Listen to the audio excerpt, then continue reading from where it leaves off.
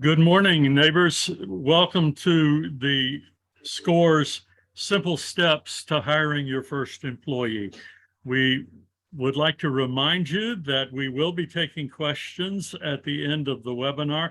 Please type them into the chat preemptively and get them in there as soon as they cross your mind. We will have a live Q&A at the end of the presentation, and that always is a valuable time, and you'll get new information as well as old. And today's webinar is being recorded, and we will email you the link to the recording and a copy of the presentation, the printed presentation, after the webinar is concluded. We want to take a poll to see where we are with you. And the first question is, are you currently in business? That's a yes or no question. Do you know how many employees you want to hire? And then, do you have a job description for your employees? And do you plan on doing your own payroll? Let's take a moment. I'll give you some time to answer that. And take another few seconds to do that.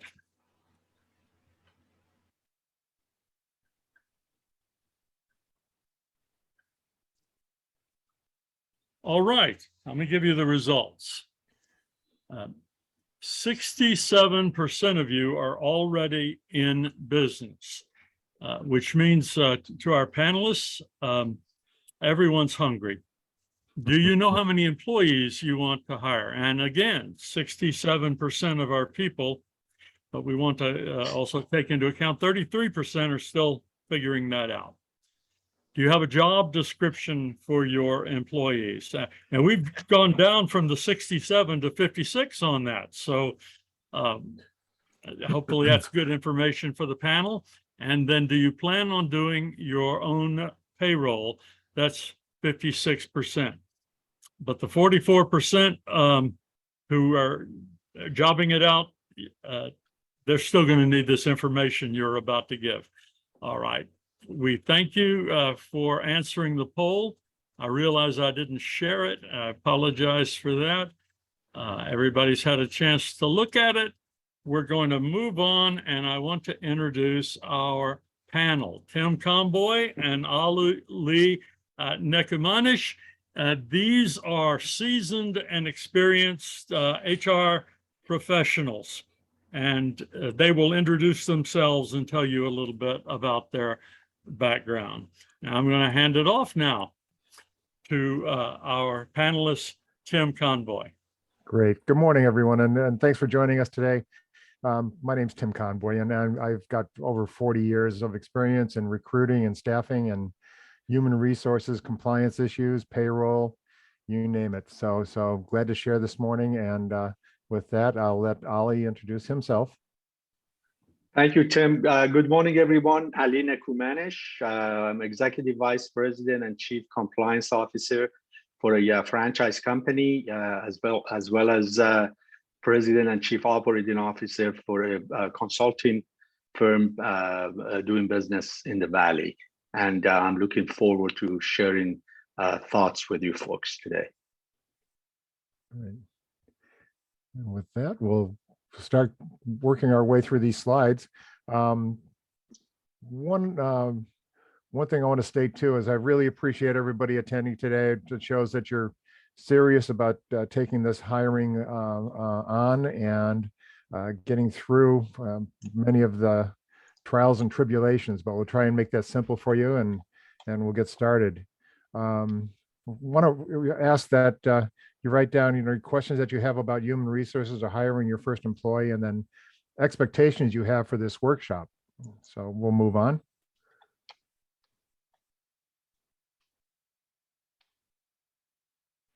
Okay, and what you'll learn today is things to consider before you hire, the hiring process, and then ongoing hiring responsibilities. That never ends, but we're going to tackle that as best we can. So things to consider before you hire. make sure you're ready, know your legal obligations, and define the role and pay range. Okay, so stepping into the make sure you're ready, can I afford to hire right now? And that's always a serious business consideration, and want to make sure that you're ready to make that next step. Is there enough steady work to support an employee? Is this going to be full-time, part-time? What is it going to look like? Are we going to be working remote these days? Are we going to be working in the office? There's so many things to consider. And then, do I have the cash flow to support an employee?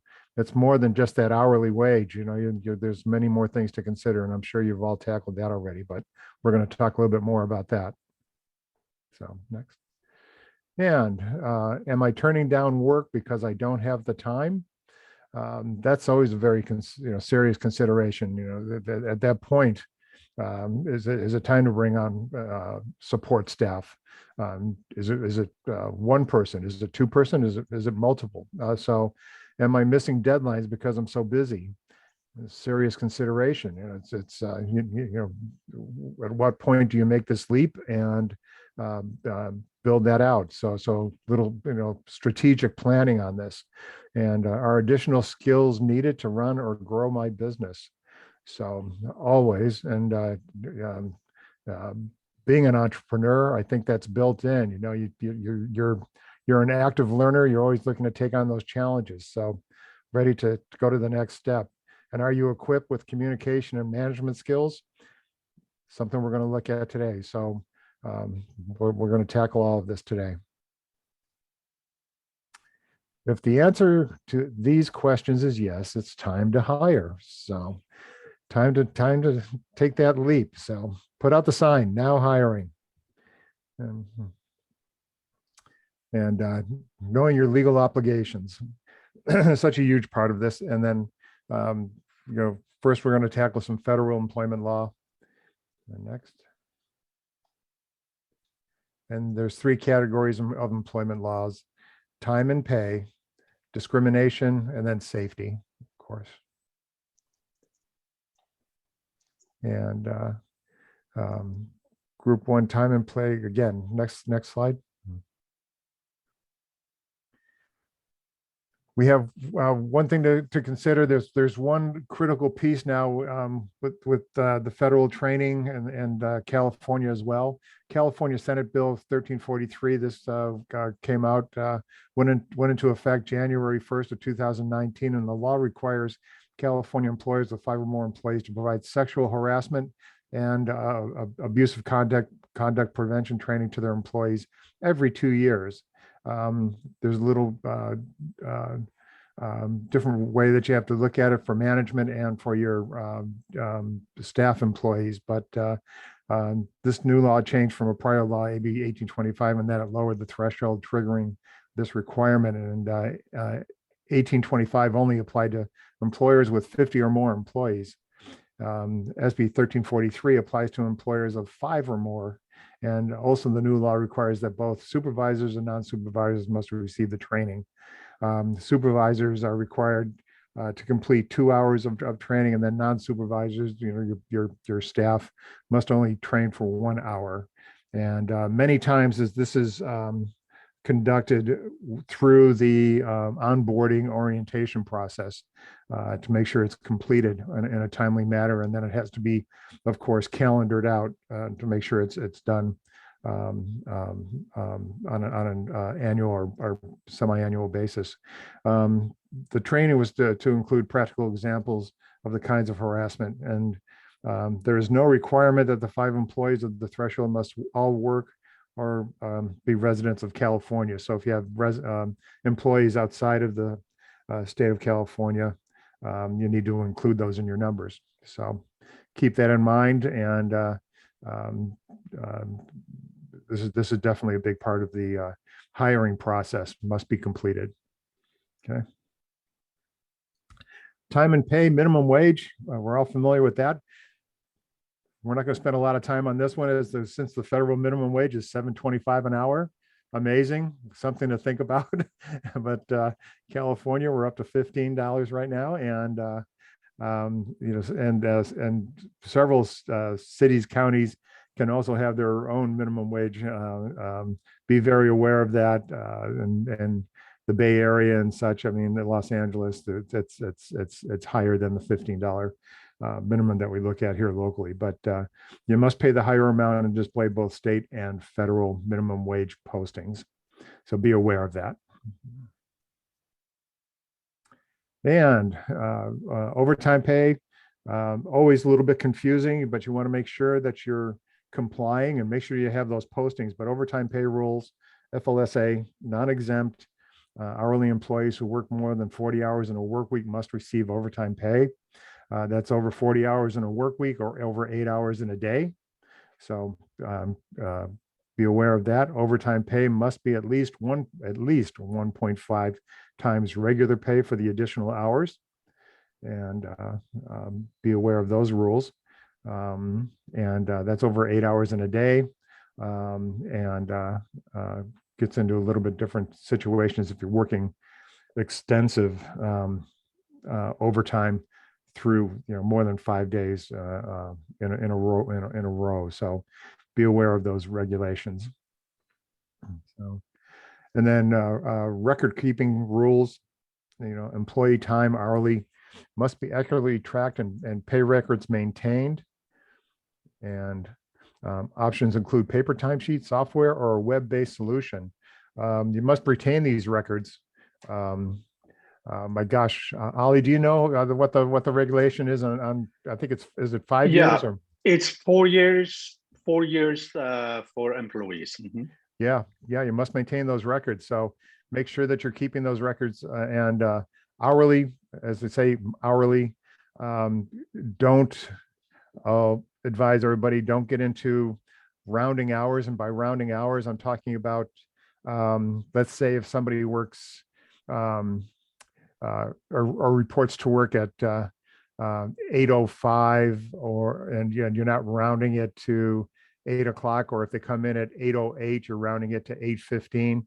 Don't be rounding the hours. Be very accurate, use to the minute, and be precise about that. You can receive heavy fines for rounding issues, and you got to be accurate with that. So to stay away from any rounding, keep it very exact, and work to the minute. And with that, next, child labor rules. FLSA includes detailed laws regarding employing minors, and states. Then there's also, of course, state-specific child labor laws that you have to make sure that you have the proper sign-offs if you're looking at individuals under 18 years of age, and of course there's other insurance riders that you must carry, and be aware of those situations. But make sure that you're reviewing those rules and regulations before you hire individuals under 18. Then discrimination laws, huge, and my gosh, we could do a half-day seminar just on this alone. But discrimination laws prohibit employment discrimination in job ads, hiring, compensation, etc. Title VII of the Civil Rights Act of 1964. Anybody with 15 plus employees prohibits discrimination based on race, color, religion, gender, or national origin. And again, these are federal guidelines. California extends that quite a bit, and adding to the list every day. So be very aware of discrimination laws and regulations, and age discrimination and employment act. That was another one for 20 plus employees, prohibits discrimination against people age 40 or older. So I qualify for that one, but you want to be aware of what the regulations are on that, and through the hiring process. This is critical. This is something you definitely have to be aware of when you're going into the hiring process. So important, because if you don't know the rules and regulations regarding these issues, the people that you're interviewing for the positions know the rules and regulations. So just a heads up on that. It's just something we all want to be aware of. We want to avoid. We want to be very open and not have these issues coming up through the hiring process. It's easy to slip because we all have these wired issues that we might be we all are aware of, but we want to be aware of what those are and not be bringing those into the workplace and into the hiring process. So I can't say enough about making sure that we know and we're embracing of everyone through those issues that might come into the hiring process. So be aware of that and please just pay good attention to those issues. Okay, and then other discrimination laws that have come in is Pregnancy Discrimination Act, PDA, 15 plus employees, prohibits discrimination based on pregnancy, childbirth, or related conditions. Again, Americans with Disabilities Act, 15 plus employees, prohibits discrimination against people with disabilities. And then Equal Pay Act prohibits discrimination based on gender. So all employees, then that's all employers regardless of size. So Equal Pay Act, and we hear so much about the glass ceilings and other issues around that. So we'll be talking more about the hiring process, and we'll be touching on all of these things all throughout the today's presentation. So we'll talk more about that as we get into this. Okay. And OSHA safety regulations, huge. You got to maintain a safe walking and working surfaces, have plans for fire prevention and other emergencies, including exit routes, have medical first aid supplies on hand, alert employees of hazardous chemicals in the workplace, and then record work-related accidents and illnesses. And then other requirements vary by industry, so training, safety, equipment, et cetera. So this isn't based on the size of the employer. This is just OSHA working with all of us to maintain a safe work environment and being aware of safety issues that might exist in your workplace, or if you're a vendor sending your employees out to a client's work site, you need to be aware of their safety practices and their safety issues in the environment that you're sending people to. So it's your place of work as well as your clients that you might be working with. So be aware of that, and a lot to work through there. Okay. And then state employment laws. Again, you can go to Comply Rights resource at complyright.com. They've been kind enough to share a lot of this information with us, and they've got great resources for us. But again, discrimination laws, be aware. And unemployment taxes that you're going to be paying out, workers' compensation insurance, disability insurance, local regulations. Just touching on it. Those are just a few of the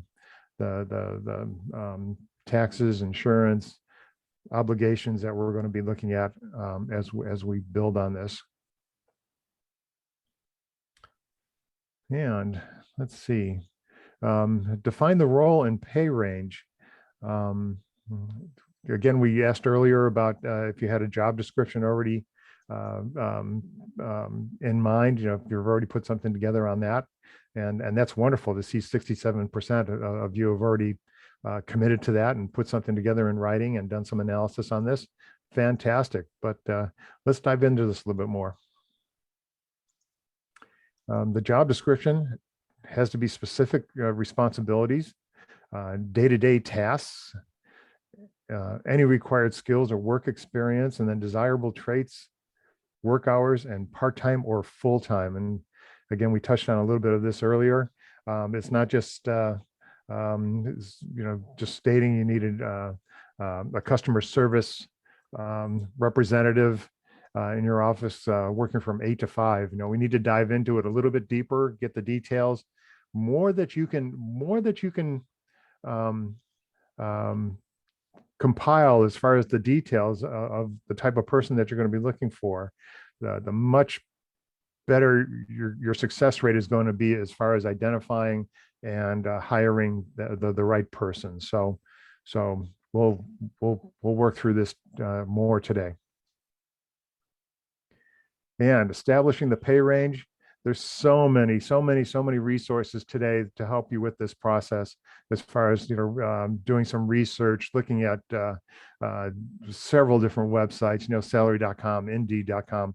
My gosh, it doesn't end. There's so many resources. You can just go to Google and put in the type of person that you're looking to hire, say for Fresno, Visalia, Madera, wherever you're looking to hire this individual. Get specific about the geographic location, but you can start just by adding a general type statement, and then you can narrow it down, and you can gather some great ranges for the type of person that you're looking to hire. And there'll be job descriptions, there'll be other things that you can look at, but look at that online. I mean, it's just amazing, the information that's there today as far as trying to figure out competitive salaries, pay range for these individuals. Anything from, my gosh, retail to financial industry to you name it, you're going to be able to find it. And then consult. So much of this, consult with other business owners. You've got wonderful mentors here with SCORE. They've got great resources for you with SCORE. They can also guide you to some other resources that would help you with researching the pay ranges. And then check with industry trade associations. And then always a big piece of it is reviewing the cost of living in your area. As we all know, everything's going up today, and housing, apartment rents, everything is just a critical piece of this. So being aware of that and getting competitive pay ranges is definitely due diligence when you're going to be bringing somebody on and looking at that cost. Okay. Hourly or salary, be very careful on this one. Most exempt employees are executives, professional, not so much administrative. I mean, you're looking at some critical guidelines to make sure that you're placing people in the right position as far as hourly or salary. And outside commission salespeople, we look at that, but there's guidelines to this, and misclassifying workers is common. And when in doubt, go hourly. I'm trying to think what the minimum is now if you're going to have somebody on a salaried base, but it's not $15 It's an hour. 62.4 on salary. Yeah. Thanks, Ali. And it's very different. So if you think an employee is misclassified as salaried, consult an employment law attorney or determine whether you can change the classification, and then alter the responsibilities to make the classification accurate. So there's so much to this. You want to make sure that you're doing that right. I would say there's very few, maybe somebody at the executive administrative level that might qualify on that basis, but you want to make sure that you're paying people correctly. You just can't automatically put everybody as salaried and then be working them 60, 80 hours a week. You got to be very specific. You got to know, again, what that job title is, and they have to be compensated on that basis for being salaried. So take a close look at this and make sure you're doing it right. And then benefits help attract and retain quality employees. And big part of your cost, something to look at. But you've got paid time off, you've got flexible hours or ability to work from home. That's a big part of the workforce today. And then you got pieces as far as medical benefits. You got life insurance to be considered. Weigh the cost of offering benefits and make sure they comply with federal regulations. So that's something to consider there. Ali, you have any input on that? No, just in California, to be mindful of the CalSavers requirements for the California employers. Good. Okay. So we've got things to consider before you hire, and section wrap up on this one. But um, we hope you're still with us, and you're still looking forward to going forward with your hiring plans. But if you have any questions, type them into the chat. Keep those coming, and we'll make sure that we're reviewing those. And again, make sure you're ready, know your legal obligations, and define the role and pay range. So we'll wrap that one up, and then we're going to tackle these questions at the end of this end of the session, I believe. So we'll keep this moving forward. So, Holly, were you going to I think you've covered my slides, so continue. Oh, You're doing a no. good job. I I will just just rolled. make some comments at the end of your presentation. Go ahead. You're doing a good job. Keep it up. Okay. All right. Appreciate it. Thank you, everyone. So I hope everybody agrees. The hiring process, we're going to move into this now. And so this is kind of, what I've been doing most of my life here, but recruiting candidates, screening candidates, making the job offer. So let's take a look at this. And the recruiting process, post the ad on job search websites. And of course, that's a given today. I mean, we've got so much power. Technology is amazing, and it's changed our world dramatically in just the last 5 years. I mean, it's just amazing to see, and it just continues. So post the ad on job search websites, just to name a couple, but there's Monster, Indeed, and Career Builder. There's more coming on board every time. One of the things to be aware of, there's certain job boards now that are specific to certain industries. So be aware of that, do a little research, and take a look at that. And there's also demographics. Now if you're looking at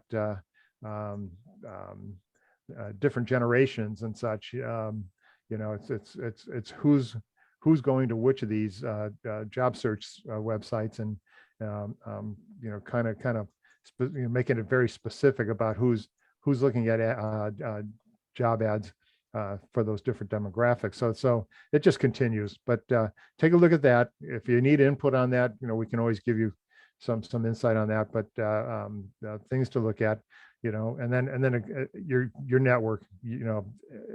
As you know, I mean, before you went into business for yourself, you probably did this as well. But tell your friends and family about the ad, but resist the temptation to hire unqualified family or friends. Just do the due diligence, go through the process. Don't make any quick, easy decisions just to, thinking that you're going to be saving yourself time.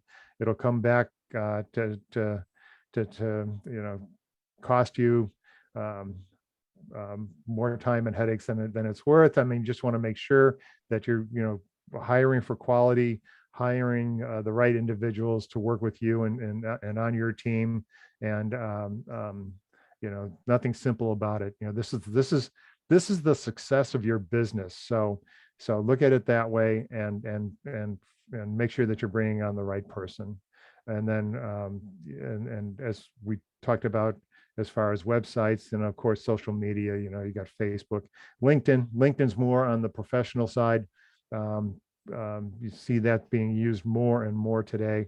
They've got some strong tools now for job searches, and expanding on that service quite a bit. So there's quite a bit there. It's a little bit softer. You got to do a little bit more legwork when you're working with LinkedIn, as far as posting and then follow up and make sure that you're working through that process. So there's opportunities for that on social media.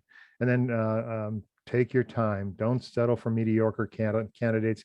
And like I said, this is your business, your passion, and you want to find the right people that are going to share that and allow you to keep building that business that you've dedicated so much of your time and your life to the success of that business. So get the right person. All right, next. And then screening candidates, reviewing resumes, cover letters against your job description. Resumes are critical. You don't see many cover letters anymore. That's kind of gotten away from that. You can request an individual off the, when you have their resume, and you can ask them to do a quick cover letter, kind of a summary of why they feel they would be a good person for your job. And that'll give you an idea of their writing capabilities, the grammar and such. But you don't see a lot of cover letters anymore. They've gotten away from that. But the resumes can tell you so much, and go into the detail with those. You can review and get a very good idea of how much effort the person's put into this, and what their qualifications are. Look for those gaps. Look for the spelling errors. Depending on what type of job that you're looking to hire for. You want to make sure that the resume is going to reflect the quality that you're looking for into the work that you're going to have them doing. So have qualified candidates complete a job application, and make sure that as it states here, what you may and may not legally ask varies by state. We're in California, so be very aware of what you can and cannot ask. We are now we ban questions about criminal history, ban the box, and salary history. So you don't want to see that in your application. That is something that has changed our vocabulary quite a bit in the recruiting world and in the hiring process. But until you make a job offer, until you actually make an offer of employment, you can't get into some of these questions. So be aware of that, and opportunities to conduct a remote interview. That's huge today, just like we are today with Zoom. There's different opportunities to do those remote interviews, and through that process, good time saver. And just with COVID issues and what have you, it's just become very, very comfortable, very popular, and we're all getting through that process. But be aware of what you can ask through the process, and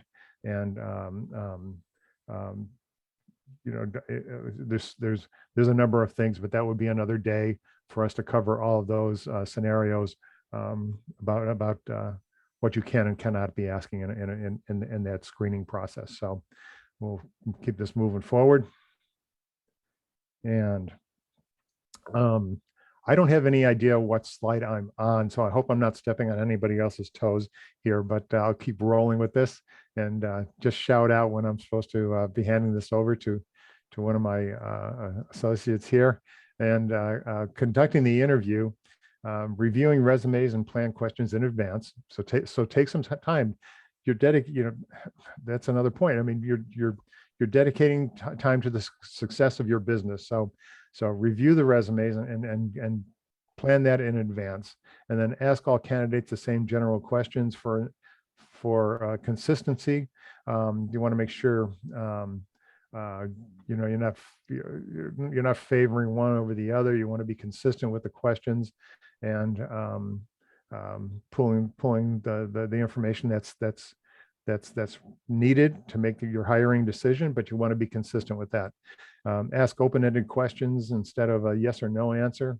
Is it hot out today? Yes. Yeah, it's going to be hot out today. So you want to say, well, what does it look like? What does the weather look like next month? So have them expand on that and be open-ended with the questions. And then listen. The candidates should do most of the talking. And again, it's that old 80-20 rule. You should be doing 20% of the talking, and they should be doing 80, or you should be doing 20% of the asking, and then let them do 80% of the talking. So listen and see what they have to say. It'll give you a good idea of their interest in the position and their commitment. And then again, what questions are illegal for you to ask. So being very aware of that.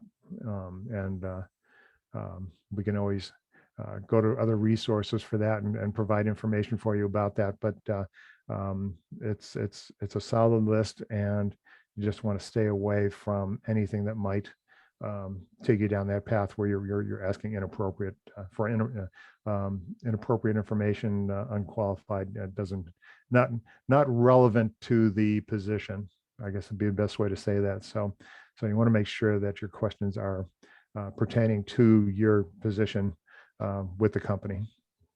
Okay. Here we go. Here's a few example of off-limit questions, and we'll be sharing these slides with everyone, so you'll have some of this information.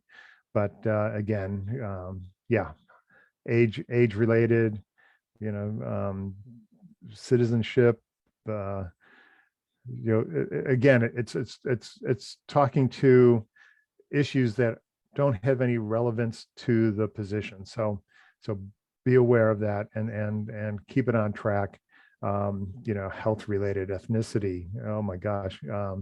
What country are you from? And then there's a whole, a list of things that come under that. I mean, you can't be inferring about different ethnicities or trying to pull that information or assuming any of this. And it's just the wrong way to go. So there's a number of things here, and you want to stay away from anything that might be construed as trying to pull some of this information out.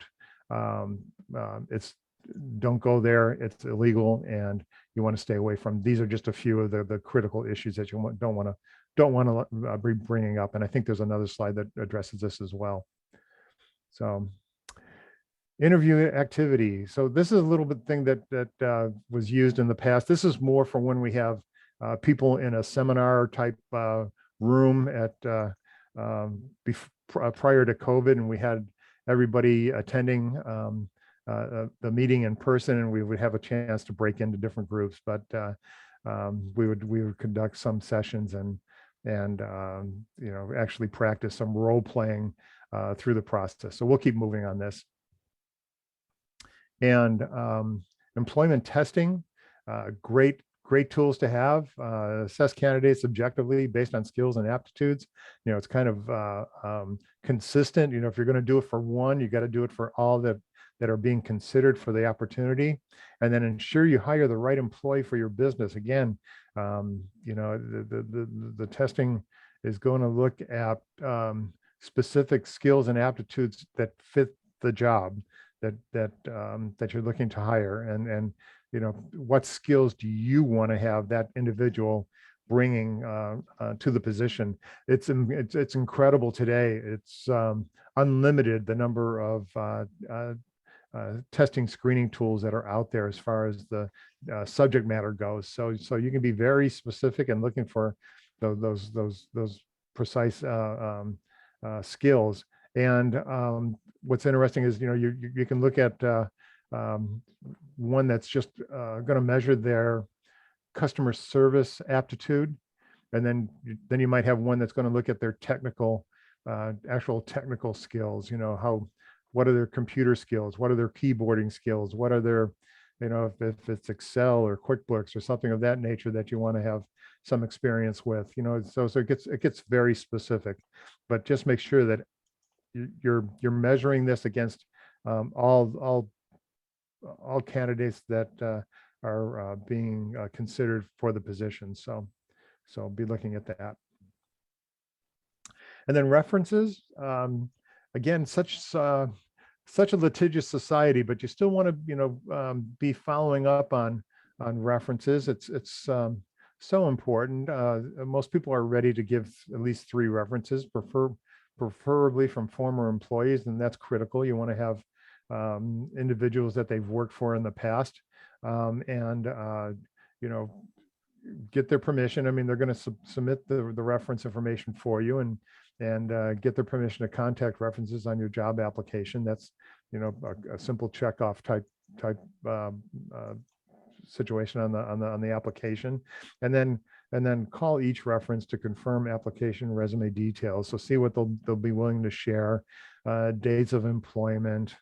So many times today, it's basically individuals can be very leery to share any information today because there's so much spamming and people looking to try and gather additional information from all of us.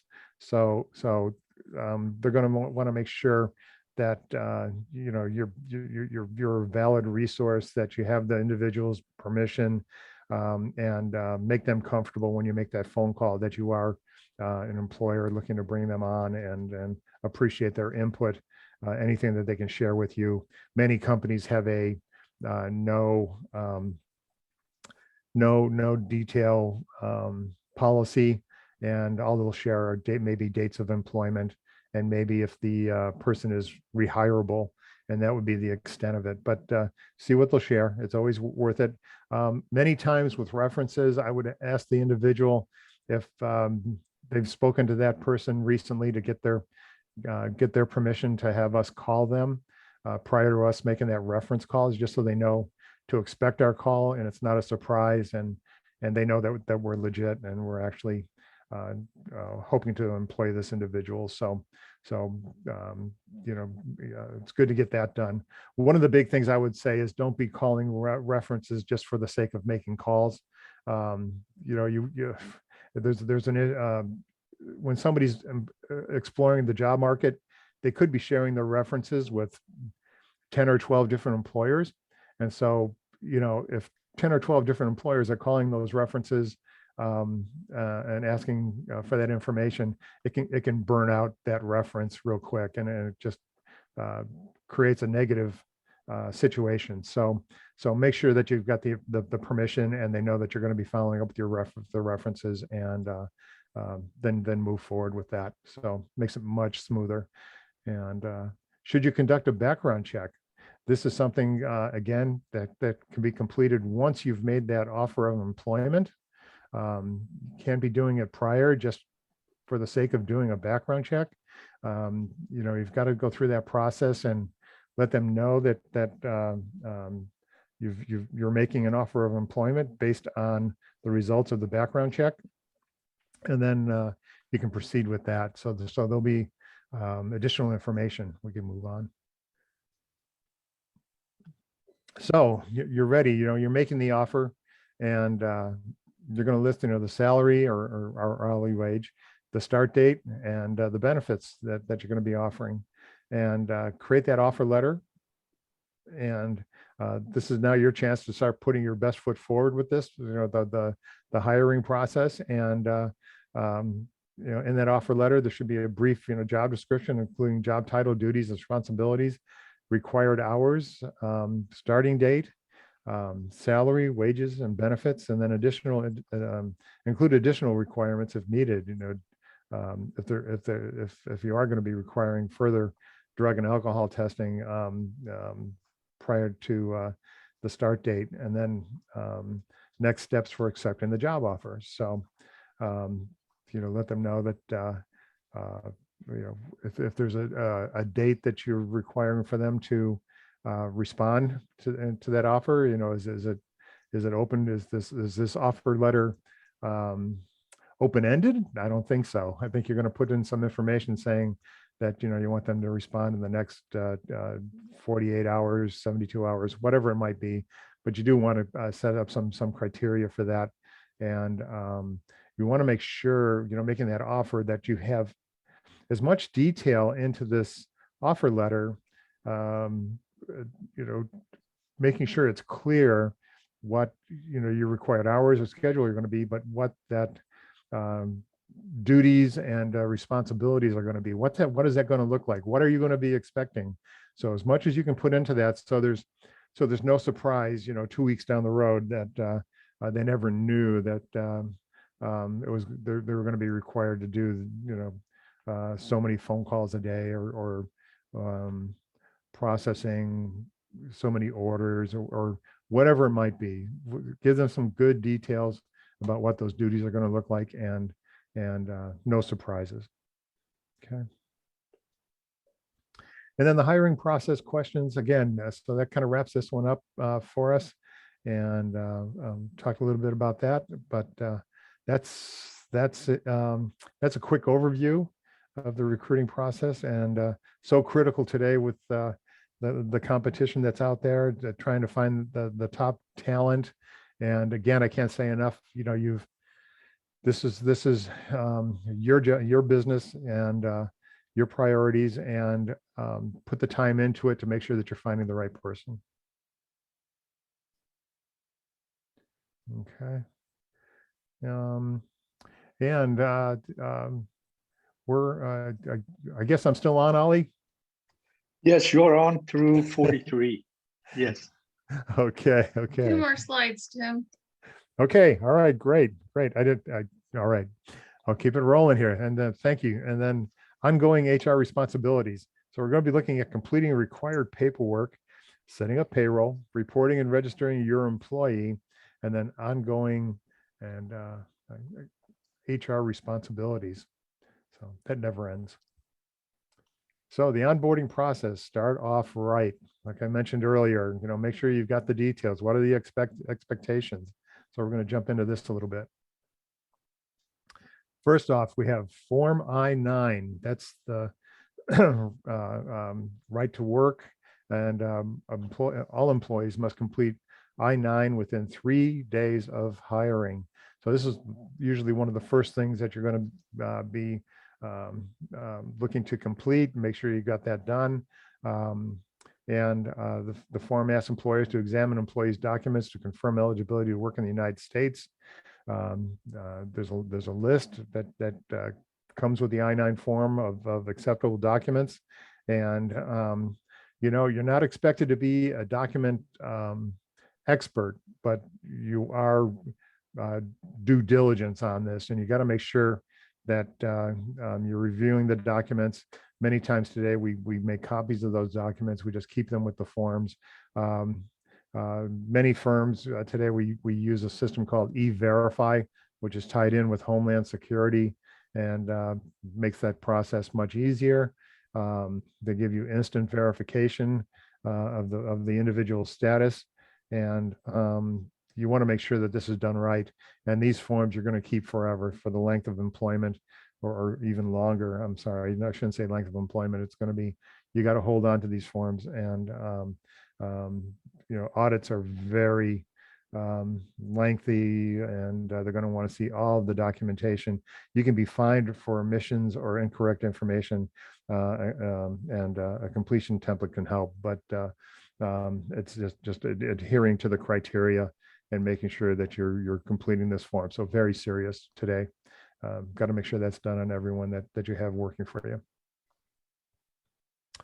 Okay, and then a W-4. This is setting up the employee. So IRS W-4 withholding allowance certificate defines the number of allowances employees want to claim, which affects how much you can withhold from their paychecks. So it's setting them up for the payroll process. So very important. Tim, I'm sorry to interrupt. This is Ollie's slide now. Good. All right, Ollie. Okay, well, Tim, finish up W-4 and then I'll go to the next one. Thank you, Christina. Great. I think we've got that one tackled. Everybody's very familiar with the W-4 form. Yes. Thank you, Tim. Very Great. good information. Thanks, Ollie. Quite inclusive, and I'm sure the audience have some questions to be answered. Yeah. So payroll and tax withholding, when you hire an employee, you are responsible to ensure that you withhold appropriate federal and state taxes. The suggestion is that these withholdings, you put them in a separate account. They are, for the lack of better words, escrow money, trust account that is that you have taken over, promising that you turn these withholdings back to the government. The federal, depending on the number of employees you have, the withholding taxes for the federal purposes are due certain days of the month, and then so is the state. And then on quarterly basis, you file a cumulative report. You see many employers that many businesses that fail to turn over the withheld tax, and unfortunately that causes their demise because they end up owing punitive amounts of dollars then suddenly to the agencies, and they cannot afford it, so they turn over the keys. But you as a business owner are individually and severally responsible to come up with the money, because the money is not the business's money. The money is you've taken it out of an employee's check, and you're responsible to turn it over to the agencies. Next slide, please. So with the state of California, you've got so many days to report new hires, and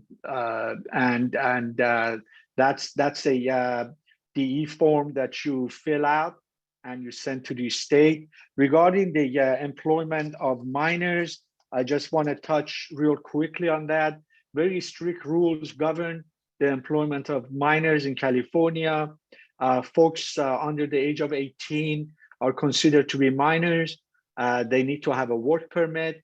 If they're going to school, their hours are limited to how late they can work, the type of equipment they can use. So prior to hiring a minor, ensure that you've got the permit. Usually the school, if they're in high school, the high school issues the permit so that you can properly hire them. Next slide, please. The forms for the taxes that we talked about, one is the Form 941, which, as mentioned, is filed quarterly, and that's cumulative of the 3-month wage statements and the taxes due, collected and due. Then there is the 940 for the annual, once a year, you file that. And then the W-2, which is the statement of wages and taxes withheld that are issued for the benefit of the employee and copied to the Social Security Administration on annual basis.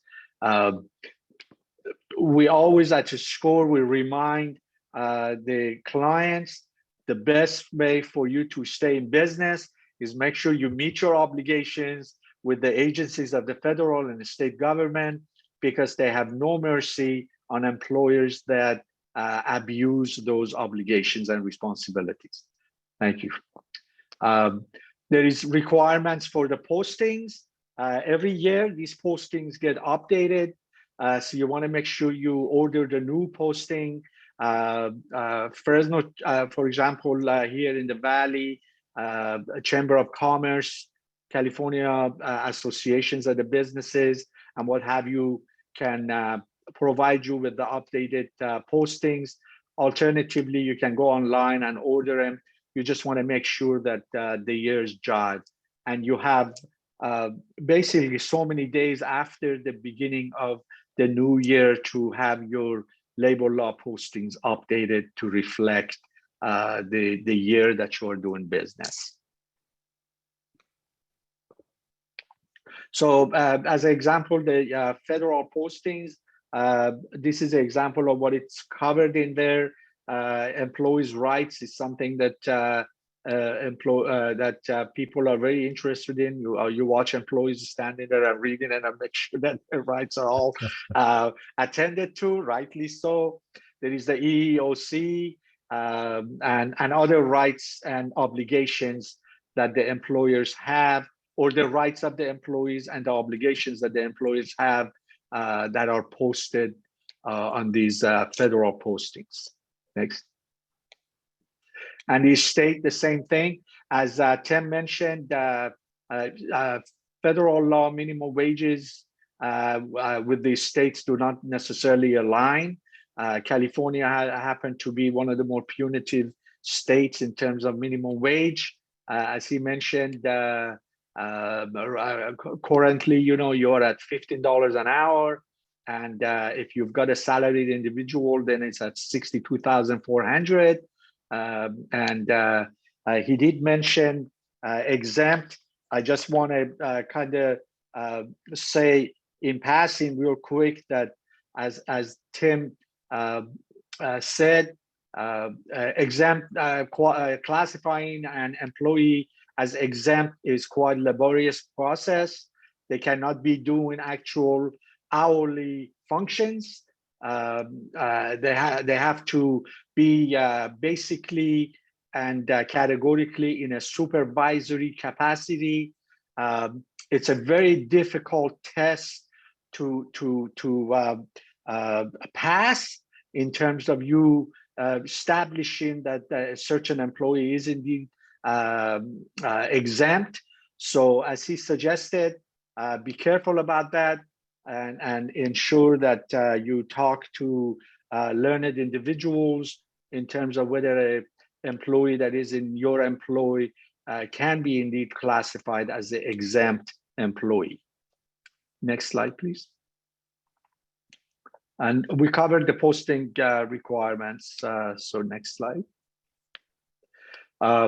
Personnel file, as Tim mentioned, the new law is 4 years. You need to keep full files of all of your employees for 4 years. And then we suggest that you keep it a little longer because of various situations that may arise. So please keep those files on hand. Next slide. If you have any questions, please enter it in the chat and we will address it. A couple of other things I'd like to cover real quick. We did talk about the minors, but I want to cover real quick what's involved in a pay stop. There is minimally 10 provisions, 10 items that actually have to appear on a pay stub of an employee. So if you're not familiar with it, real quickly, I run through it, but you can contact the learned individuals and get the information. Is the name of your company, the address of the company, the name of the employee, the last 4 numbers of his social security number, the pay rate, including the overtime pay. So if the hourly employee is making $10 an hour, overtime would be $15 an hour, and you have to actually state those numbers. And the pay period, the beginning and the end, the earnings, so the regular, how much they earn, how much overtime they earn, deductions, these are federal and state deductions, as well as any 401ks or CalSaver deductions. Then the gross earnings, total deducted, net earnings, and any sick leave hours, what's available and used. So these are minimally the items that have to appear on a pay stub. And there is cases that go through, as Tim mentioned, we work and live in a very litigious state, unfortunately. And there are things called wage theft. And unfortunately, any omissions of any of these categories, it's automatically referred as wage theft, and it's up to the employer to try to establish that it's otherwise, and it's very difficult to do that. So if you have any, and then there is 10 new rules and regulations with the state employment laws that Tim referred to the website. You're welcome to go on that website and familiarize yourself with it. A couple of the things I want to mention is the meal and rest periods. Basically, the onus is on the employer to provide the meal and rest periods. There is very strict requirements as to the 30-minute meal periods, and now the 10-minute rest period, where previously the rest periods could be interrupted and the time made up. No more. The rest periods are also the employee's time. Even though it's on the clock, it's their own personal time, and they all have the ability to leave the job site as they can with their 30-minute breaks. So with that, I will turn it over to Tim and to Tom. Great.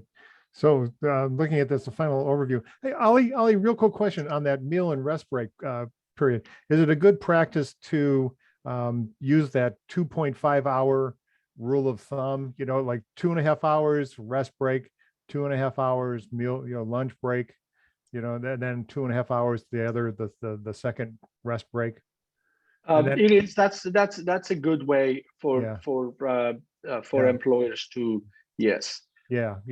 And if along with that, folks, if an employee claims that they have missed the rest period or meal period, our recommendations from SCORE to you is go ahead, give them that time plus 1 hour of punitive time that you will owe penalty. for the miss. Just get it over with, because the alternatives is not sweet. You're not going to be happy with any kind of ruling that's going to come that is going to compel you to pay even more. So you have to put certain controls in place where it's registered that the individual took their proper breaks. And if an employee comes to you and says, well, I haven't taken it, just do a deference to them and take care of it with paying them and paying the 1 hour penalty instead of letting them further cause you possible time and penalties that you don't want. Tim, go ahead, please. Okay, thank you, Ali. And then final overview. I mean, here we are with all of you dedicated individuals and so brave and starting your own businesses and taking that leap of faith and then now being ready to start considering hiring people. But just a few things to consider before you hire, and know when it is the right time to hire. Understand employment law. We've dived into that, and please, questions are fantastic. Ali, I mean, fantastic input on this, and define the role and pay range, make sure that that's clear, and bringing people on board, they know what's going to be expected of them. And, as much as you can share about yourself and make sure that they're comfortable moving into that role. You're an entrepreneur, I take it a strong personality. I mean, you're a brave individual, and make sure that those people that you're bringing on and that you're hiring understand, this is yours. This is, your drive. This is your passion, and make sure that they're going to jump on board and be part of that. So the hiring process, recruiting strategies, we talked about that. So much is online today. And so be aware of that. Screening candidates, walking through that process, making sure you're asking appropriate questions, being consistent with from candidate to candidate, that you're asking the same questions, make sure that you're being fair about that process, and then making that job offer. And what does that look like? And providing all that information and making that person feel comfortable. And it's going to pay off in the long run if you can get through all this process. And then ongoing HR responsibilities, so critical. And just want to make sure you're in compliance with federal and state obligations. Initial paperwork and payroll setup must be accurate to the detail, and maintaining employee records, so critical, not just to your immediate success, but long-term success. You want to make sure those employee records are maintained and kept up to date and in the proper places. Ali didn't jump into that a little bit, but as far as employee files, you want to make sure that there are there's the employee file, there's the employee file for any medical information. You want to keep those separate. So some detail about that, and we could offer more assistance on that if need be. But ask questions, please don't hesitate, and we can help you with that process. Next.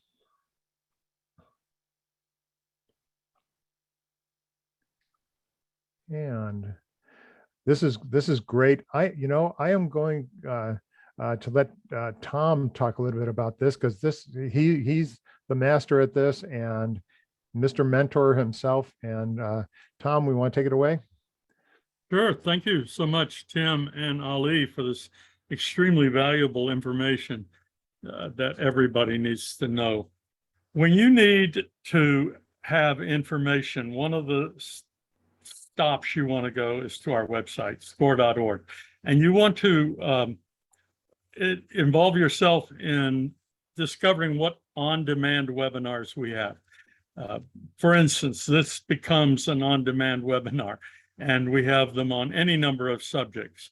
We have an e-guide at our website on hiring your first employee, and a number of HR tools and tips, blogs, templates, and so forth. And of course, mentoring is always your best step. As I was listening to these gentlemen talking, I thought, where do we go? And I knew the answer. We have a great list right here, the slide. These are all clickable links. You can find out, is this person an employee? What kind of employee is this person by going to the EDD site and downloading this PDF. You also have links for very, very specific questions you might have, including forms that you might need from deluxe.com, which is business resources. I'll let you read that. We want to do a poll, but as we do a poll, I just want to throw in, you're going to come away from this with questions still lingering, even after we answer your questions. Nothing beats a SCORE mentor, and the price is right. So was today's HR webinar helpful? Will you answer that question in our exit poll? And then also, what was your takeaway from today's presentation? It's a multiple choice. Things to consider before hiring, the hiring process, government compliance, ongoing responsibilities, or all of the above. And would you like to request a SCORE mentor for your business? Finally, is this your first time attending a webinar presented by Central Valley SCORE? So we give you another moment to answer the question. And these are very helpful to us. So if you would, if you'd work on that, we'd appreciate it. I know that some of you are here. We didn't give you an option for I already have a mentor. We usually do that, but I know that many of you, by the time you get to this place, you actually already have a mentor or have had a mentor. And I'll let our producer decide when we've had enough time to get all the questions answered. And I'm actually already sharing the results. I don't know if you see it, Tom. we already have the results, so our producer has decided. 100% of you found something helpful. And everybody chose all of the above and government compliance. So government compliance has a little extra weight. Then would you like to request a SCORE mentor? So 25% said yes, and only 25% is this the first time, so we have a lot of veterans with us. So thank you for taking the time to answer those questions. We're going to move into our Q&A. I'm going to stop sharing the screen so that we can share faces, and we're going to start taking the questions. There's some excellent questions that have already been asked. And I see that I had messages to me that I wasn't paying attention to. I apologize for that. It's a moot point now. Go ahead and read the ones that are in the Q&A, Tom. There's some good questions in there, not any in the chat. Oh, okay. I'm sorry. Yeah. So the first question in the Q&A today is, I would like to know more about what can or cannot be asked in California. I noticed that was posted before the slide came up. Let me ask both of our experts today, is on those EDD sites, is there a comprehensive list that can be accessed? I'm not sure about the EDD sites, but some of the agencies have that. There is, I'm trying to think of Workforce Connection may have it. One of the items that was not mentioned in our slides for questions that you don't want to ask is how the applicant is going to get to work.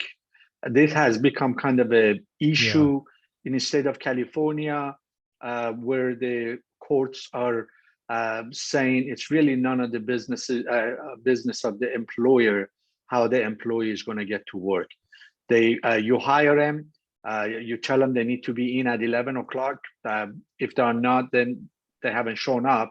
But it's really not your business whether they're going to ride the bike or a taxi or how they get there. So that's one of the items I wanted to mention there. That may actually fall under the ADA as well, right? If they're not. Yes.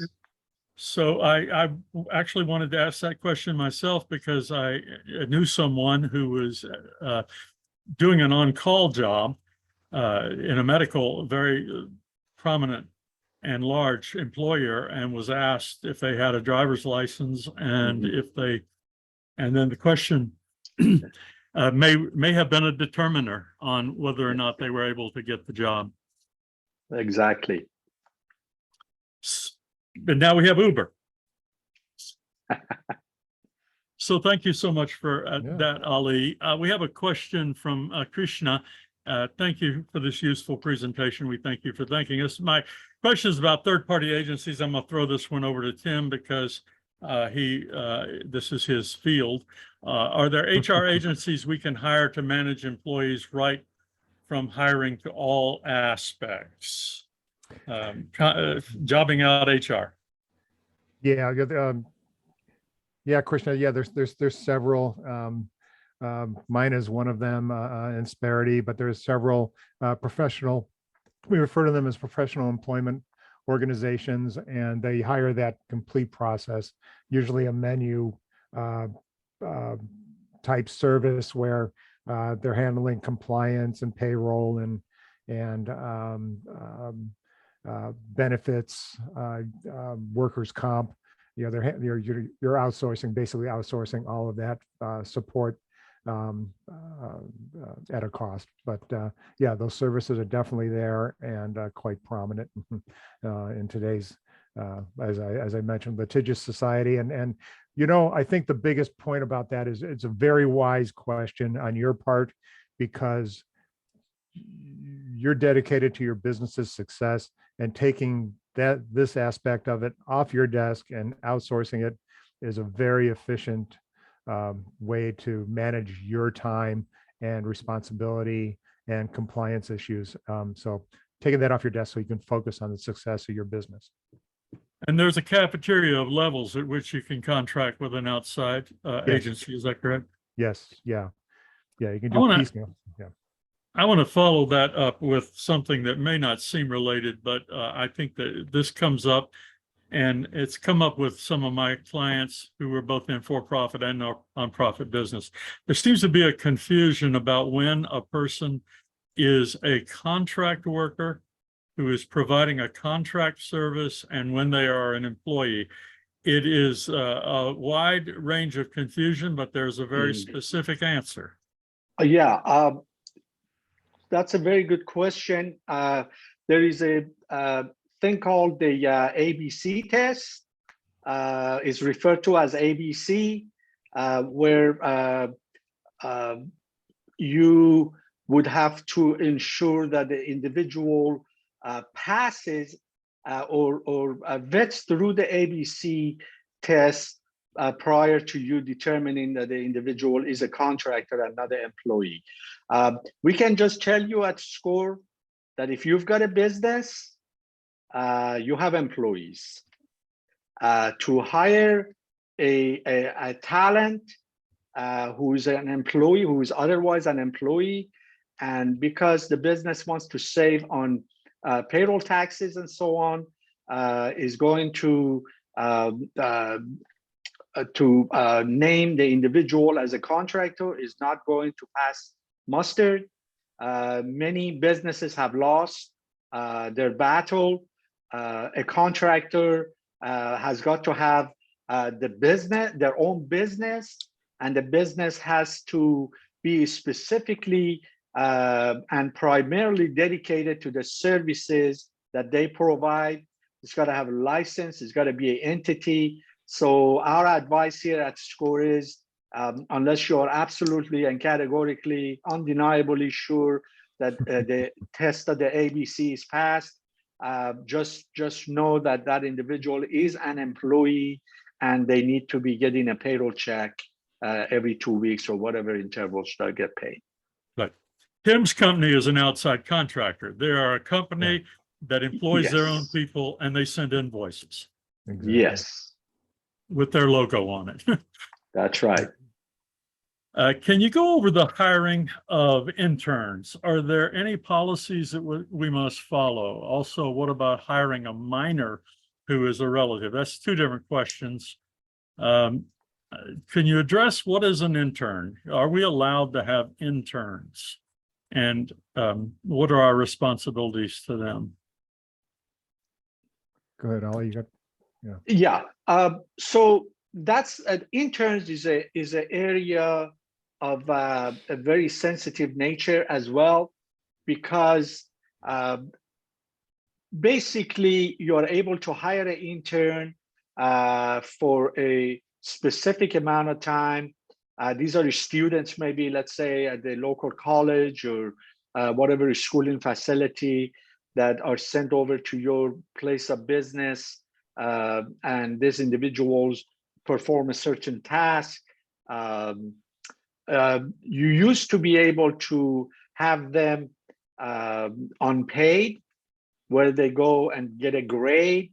I can tell you with experience that unfortunately that test has been shattered.